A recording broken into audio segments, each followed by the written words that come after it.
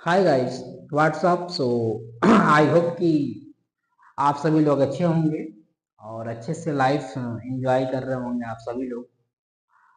सो एक चीज था, एक टॉपिक था, एक प्रॉब्लम।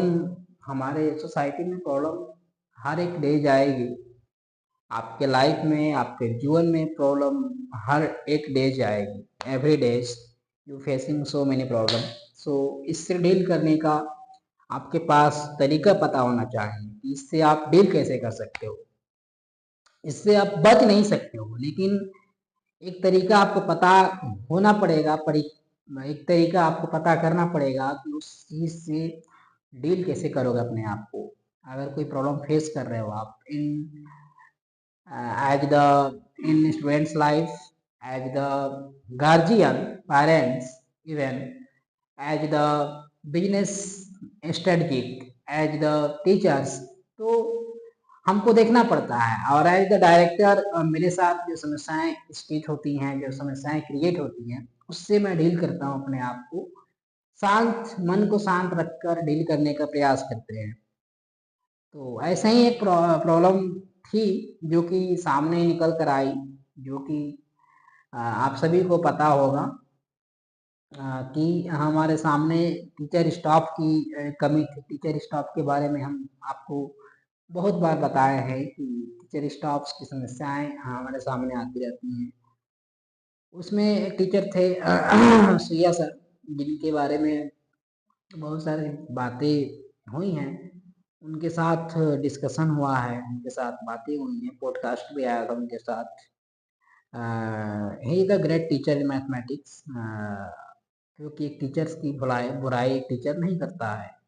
और एज द डायरेक्टर मैं खुद भी नहीं चाहूँगा कि एक टीचर की, एक स्टाफ की मैं बुराई करूँ। He the great, he the great and his teaching style is the great. But कहीं ना कहीं समझना पड़ेगा आपको कि एजुकेटेड होना और टीचिंग कराने में बहुत ज़्यादा अंतर होता है, बहुत फर्क होता है। एज द टीचर अगर मैं बात करूं, एज द डायरेक्टर अगर मैं बात करूं, तो हम देखते हैं कि बहुत सारे ऐसे टीचर्स हैं जिनको ज्ञान भरपूर है, नॉलेज में कोई कमी नहीं है, लेकिन उनका प्रोफेशंस की बात करें, टीचिंग स्टाइल की बात करें, तो उतना बेटर नहीं है, कन्विंस नहीं कर पाते हैं बच्चों के साथ। बच्चों के प्रॉब्लमेटिक चीज़ों को सॉल्व नहीं कर पाते हैं और ना ही करने की कोशिश करते हैं। एक आध ऐसे टीचर्स मैंने देखा जीवन में कि उनके पास नॉलेज तो भरपूर था, लेकिन वो बच्चों को समझाने में सक्षम नहीं हो पाए, बच्चों को समझा नहीं पाए, टीचिंग नहीं करा पाए एक्चुअली। तो एजुकेटेड होना और टीचिंग प्रोफेशंस को अलग तरीके से लेकर चलने में बहुत काफ़ी अंतर होता है, काफ़ी डिफरेंट क्रिएट पैदा करती है वहाँ पे। तो आपको इस बात को समझना पड़ेगा कि टीचिंग का स्टाइल्स होना, टीचिंग कैरियर्स को लेकर एक्टिव रहना और बच्चों को लेकर एक्टिव रहने में अंतर होता है। और काफ़ी समस्याएं आपको झेलनी पड़ती है बच्चों के साथ, क्योंकि बच्चों की रोज डेली समस्याएं रहेंगी, उसको सॉल्व करना पड़ेगा। पेरेंट्स से बात करनी पड़ेगी, किस बच्चे में वीकनेस है, किस बच्चे में कौन सा स्ट्रॉन्गर सब्जेक्ट है, उसको देखना पड़ेगा। कौन से टॉपिक समझ में आया, कौन सा टॉपिक नहीं समझ में आया, इन सारी चीज़ों को आपको डील करना पड़ता है। और एज द टीचर अगर आप उतना स्ट्रांग रहेंगे तभी ये हो पाएगा।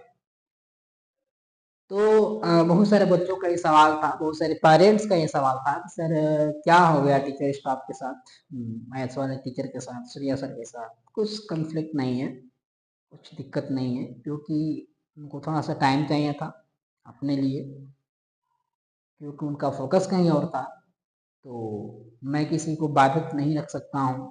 दूसरी चीज़ की, पहली चीज़, और ये भी बात है कि जिसको जहाँ जाना है वो जाए, जिसको छोड़ना है, जिसको जो कुछ भी छोड़ना है वो छोड़े। और मैं भी देख रहा था कि बहुत सारे बच्चों का शिकायतें आ रही थी, पेरेंट्स का शिकायत आ रहा था कि सूर्या सर ज़्यादा फोकस नहीं दे पाते हैं बच्चों पे, या अगर in sense of my absent के ड्यूरेशन में भी उन्होंने बहुत सारे कोचिंग को यहाँ पे बच्चों के साथ डीलिंग किया, लेकिन बेटर नहीं कर पाए। तो ये सारी समस्याएं थी। इन सारी समस्याओं को देखते हुए मैंने सोचा इसके बारे में कि हो सकता है कि उनको वो चीज़ें पसंद ना आ रही हो उनको। एक होता है, देखिए, एक होता है टीचर को या कोई भी प्रोफेशन में अगर आप हैं तो 100% अगर आप नहीं दे रहे हैं या नहीं दे पा रहे हैं तो उस चीज़ को लिव करने में बड़ाई है, यानी कि आप उसको छोड़ दीजिए या फिर उससे त्याग दे दीजिए। ये घुट कर जिंदगी जीने वाला मुझे नहीं आता है समझ में कि आप अंदर से घुट कर जी रहे हैं और सामने वाले को बता भी नहीं रहे हैं कि sir I want to live that. तो ये चीज़ें गलत होती हैं बिकॉज वो बिना कुछ हमसे बताए नाराज हो गए, चले गए। तो अब उसमें हम ये मान लें कि मैं डिप्रेशन में हो जाऊं, मैं सारी चीज़ों को उसी ख्याल में रख दूं और बैठ जाऊं, तो ये मुझे मानना नहीं था। और मैंने तुरंत टीचर स्टाफ के खोज में निकला और टीचर्स में मिले। ऐसा नहीं है, बहुत सारे टीचर्स मिले, बहुत सारे लोगों से बात भी हुआ, कन्वेंस हुआ, जो जिनके साथ कन्वेंस, क्योंकि मेरा बिकॉज मानना ये है कि हम पैसे के लिए काम नहीं करते हैं। हाँ, पैसा जरूरी है, एक हद तक पैसा जरूरी है, लेकिन मनी इज नॉट एवरीथिंग, ये आपने सुना है। सो पैसे से आप सब कुछ नहीं खरीद सकते हो। पैसे से आप सम्मान, बच्चों का रिस्पेक्ट, उन लोगों का रिस्पेक्ट आप नहीं खरीद सकते हो पैसों से। तो ये मेरा मानना है। और as the society, as the teachers, हमको ग्रेड के हिसाब से काम नहीं करना है, हमको लालच के हिसाब से काम नहीं करना है। अगर हम एज द प्रोफेशन अगर हम ठीक हैं, एज द ह्यूमन बींग्स अगर हम ठीक हैं एक तरीके से, एज द टीचर अगर हमारी थिंकिंग अच्छी है तो हमारे पास पैसा न होकर आएगा। तो इसको हमको मानना है। तो आपको समझना पड़ेगा इन सारी चीज़ों को, इन सारी दिक्कतों को। और लाइफ में बहुत सारे लोग आएंगे आपके साथ छोड़ कर जाएंगे, ये मैं अपने एक्सपीरियंस से बता रहा हूँ, क्योंकि ये जीवन टिकाऊ नहीं रहने वाला है। इस जीवन में आपके साथ ये मत सोचिए कि 100% कोई आपके साथ देगा। 100% आपके रिलेशनशिप में भी नहीं मिलेगा, चाहे वो गर्लफ्रेंड बॉयफ्रेंड की बात हो, माता पिता की बात हो, पेरेंट्स की बात हो, भाई बहन की बात हो, भाई भाई की बात हो। 100% की सिक्योरिटी आपको कहीं नहीं मिलती है, इस बात को ध्यान रखिए। चाहे किसी कंपनी ऑर्गेनाइजेशन की बात हो, इंस्टीट्यूट्स की बात हो, फाउंडेशन की बात हो, तो 100% किसी के साथ नहीं मिलता है। आपको अकेले चलना पड़ेगा, इस जीवन में सोचना पड़ेगा, समझना पड़ेगा, अपने आप को ढालना पड़ेगा, रोज उठना पड़ेगा, सुबह काम करना पड़ेगा। इस बात को समझ लो, इस बात को ध्यान दो। केवल 10th और 12th पास करने से जिंदगी नहीं चलती है। थोड़ा सा गहराइयों में जाइए, सोसाइटी में जाइए, समाज में जाइए, लोगों से बात करिए, सामाजिक चीज़ों से बात को लेकर बात करिए, फेस करिए प्रॉब्लम। जितना आप प्रॉब्लम फेस करेंगे उतना आपके पास एक्सपीरियंस होता जाएगा और ये लास्ट में समझ में आएगा कि ये दुनिया का मोह माया, ये दुनिया का प्यार सम्मान दिखावटी है और कुछ नहीं है। नहीं है कुछ, खत्म हो जाएगा सब कुछ। महज मैं बच्चों से बोलता हूँ कि आप केवल ये मत सोचिए, ये कोशिश मत करिए कि अपने सिलेबस कंप्लीट हो गया, साइंस मैथ्स कंप्लीट हो गया, सर से काम, सर का काम खत्म हो गया, मेरा काम खत्म हो गया। नहीं, ये दुनिया बहुत गहराई में सोचेंगे कि दुनिया आपको एक हद तक ये समझ में आ जाएगी कि ये कुछ नहीं है। और सभी लोग लगे हुए हैं, सभी लोग लगे हुए हैं अपने कैरियर को बनाने में, अपने कैरियर को बनाने में और अपने आप पे काम करने के लिए। तो आप भी लगे रहिए और आगे बढ़ते रहिए और सोसाइटी को देखते हुए, समाज को देखते हुए काम करना है। किसी के ऊपर 100% विश्वास नहीं करना है, किसी के ऊपर 100% अपने फूक नहीं देना है। आप क्या करते हो, गलत कर देते हो, एक गलती ये कर देते हो कि दोस्त बनाने में भी आप देखो ना, एक बार देखो, सोचो एक बार इसके बारे में कि आप